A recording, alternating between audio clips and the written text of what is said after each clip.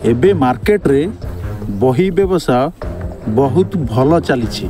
प्रथमे रुबेन बानर्जी द्वारा एक बही मार्केट को आसिला, ताहा मार्केट रे जोर रे चलिला बा मार्केट रे व्यवसाय भल कला।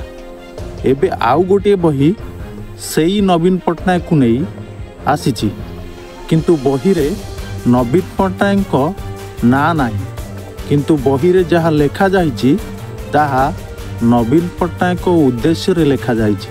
बहीटीर ना अछि कॉमेडी इन खाकी। याकू जड़े वरिष्ठ पूर्वतन पुलिस अधिकारी यही बहीटी को लिखिछंती। तेबे आमर कहिबा कथा हला बहीर मार्केट बा बहीर व्यवसाय एबे मार्केट रे बढ़ी जाइछि। ब्यूरो रिपोर्ट, दी मीडिया टॉक।